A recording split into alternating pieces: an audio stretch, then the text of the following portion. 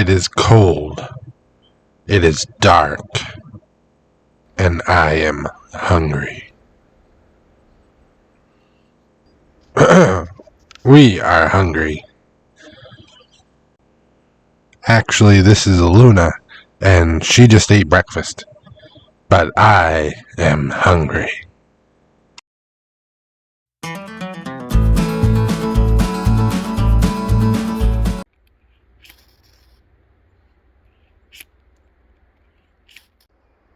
Hey everyone, and welcome back.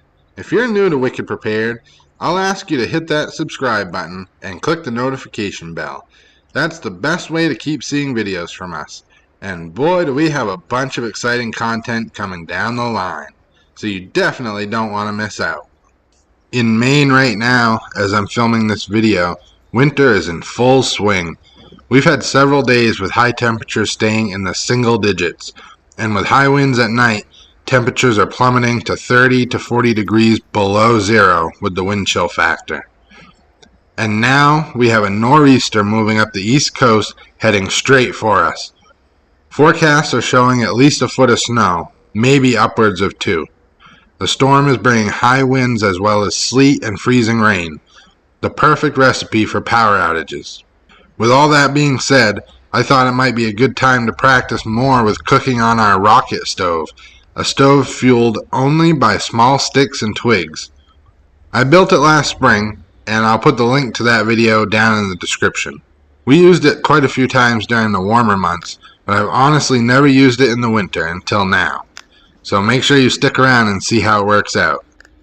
And be sure to stick around to the end of the video to see Mrs. Wicked Prepared's reaction and see if my cooking skills receive her stamp of approval. Spoiler alert, she's too nice to say otherwise.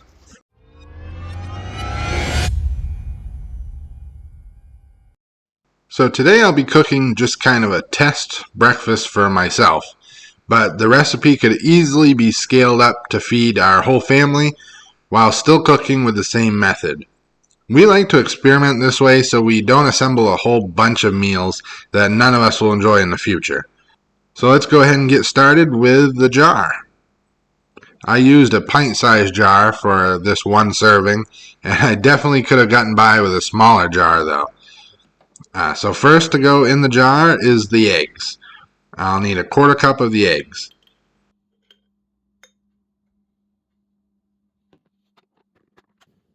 Then I used about 2 tablespoons each of the red bell peppers, cheddar cheese, and the sausage crumbles. You could also add onions, green onions, mushrooms, beef, any other ingredients that might sound good to you. And then to top it all off, just a couple shakes of the Chef's Choice seasoning. Just a little bit of extra flavor there. Now I should mention, all of these ingredients are freeze-dried and produced by Thrive Life, the industry standard for freeze-dried foods.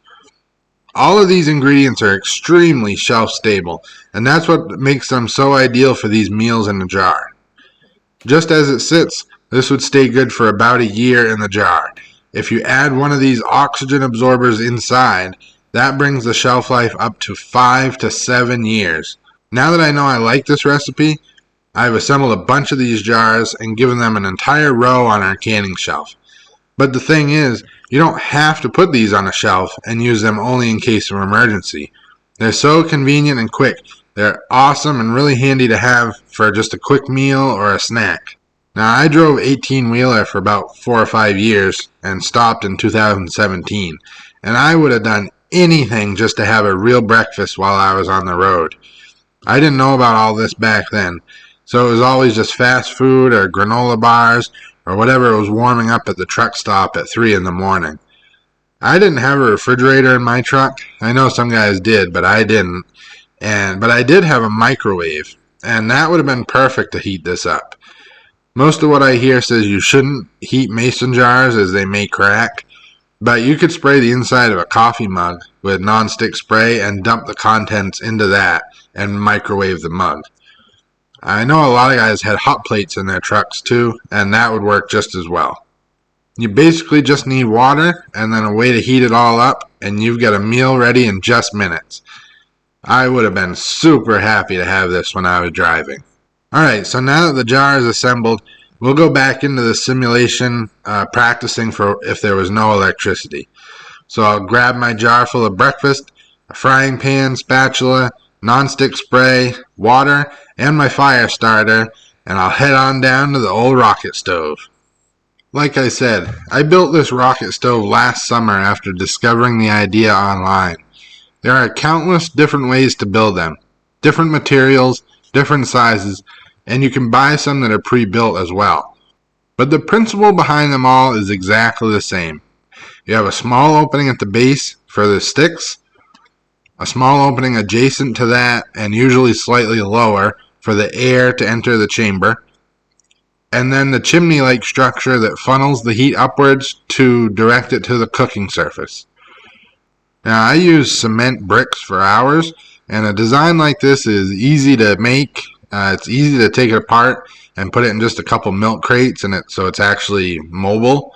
And it works well in windy or wet conditions, and it uses very little fuel, especially if you're comparing it to cooking on an open fire pit. With all this being said, this was my first experience with the rocket stove in the winter. I'm not going to lie, I had a bear of a time getting it going. Obviously it's cold here, we've been getting a bunch of rain, snow, so all the twigs, everything that's on the ground, everything I could find was pretty wet.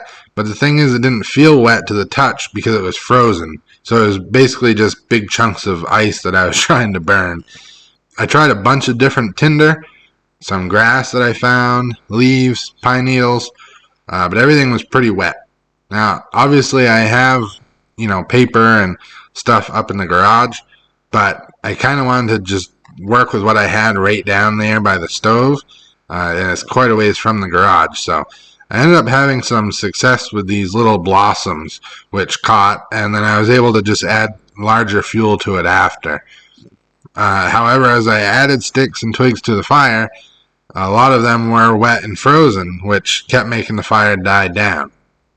I resorted to using one piece of split firewood that was sitting in our firewood pile, and I split it down even into smaller pieces with a hatchet, and this gave a good hot fire that kept burning and gave me some time to cook my breakfast.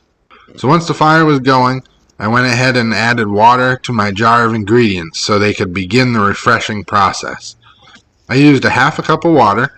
If you use more ingredients like mushrooms, onions, or whatnot, you just have to increase the amount of water accordingly. The amount of water needed to refresh each ingredient is right on the Thrive Life cans and on the website too. So I added the water, shook it up a little, and I let it sit while I got the fire really going. I ended up leaving it for about 15 minutes or so. In this mixture, the sausage is what would take the longest to refresh. So as time ticked on, I just kept pushing the pieces with a fork and waited until they were soft and not crunchy. I also got to thank Mrs. Wicked Prepared for this cool fire starter I used. She found these online and they're really pretty cool. It's actually a 6-in-1 tool. It's a fire starter, a whistle, 3 different types of knife sharpeners, and a fish hook sharpener. I think a lot of us get ourselves prepared with knives, but we forget about the importance of sharpening them over time. So this is definitely going to come in handy for that as well as starting fires. Okay, so now I've got a really nice fire going here. Now, one thing you have to remember with the rocket stove is you do have to continue to feed the fire, which means adding more sticks and or pushing the already burning sticks further into the chamber. I'd say we're definitely ready to start cooking now, so I'll spray the pan with some non-stick spray. We always keep a lot of this on hand, but obviously you could use butter or oil, or possibly for people that have more skills with cooking than I do, just do it with nothing at all. Maybe. I don't know. Probably with a non-stick pan anyway. I gave the jar one last shake, and into the pan it goes. From here, I cooked it just the same as scrambled eggs because that's about all I know how to cook. But it's pretty amazing to me how these eggs really do cook just the same way as fresh scrambled eggs cook up, but without all the mess. They cooked up super quick, and I didn't even burn it. I really do love these freeze-dried eggs. They're delicious. They're quick. A lot of other people that we know love them too, and a lot of people prefer them over fresh eggs. And we have ducks and chickens. Well, one chicken right now, but and we love the fresh eggs that we get from our birds. But the thing is, in the middle of winter, they really stop producing. And I know you can add light, and that helps them to kind of trick them so they'll produce more eggs, but we try not to do that. So in the middle of the winter, we just really don't get many eggs at all from them. So if you think about some kind of a grid down or emergency situation where you're depending on your birds for their eggs, that's fine during the warmer months, but as soon as winter hits, you're just out of eggs. But with these freeze-dried eggs in a can, this will stay good for 25 years. And we're building our inventory up, so we have plenty on hand if something goes wrong or S hits the F.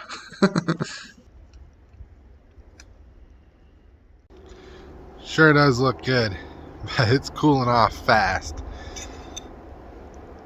Well, let's try a little bit here.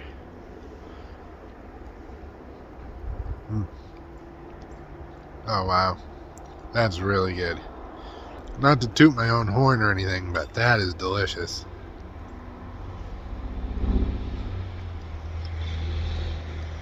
Wow. Good job, Rob. So now that I put the fire out, before this gets too cold, I'm going to run it inside and have Mrs. Wicked prepared. Give it a try before I eat it all.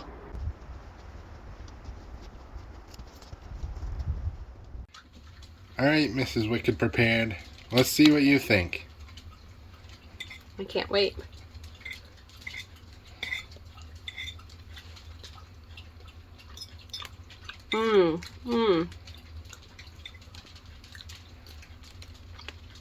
Not bad, right?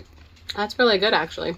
And the crowd goes wild. I know who's going to be the new breakfast chef in the house. Oh no! If you like this video, make sure to give us a thumbs up, hit the subscribe button and the notification bell. That way you see more videos from us in the future. It really helps us out and we really appreciate you watching. Links to any of the products I mentioned and the video for building that rocket stove are right below in the description. Thanks again. I'm Rob. And I'm Jara. Survive today. Thrive tomorrow. We'll see you next time.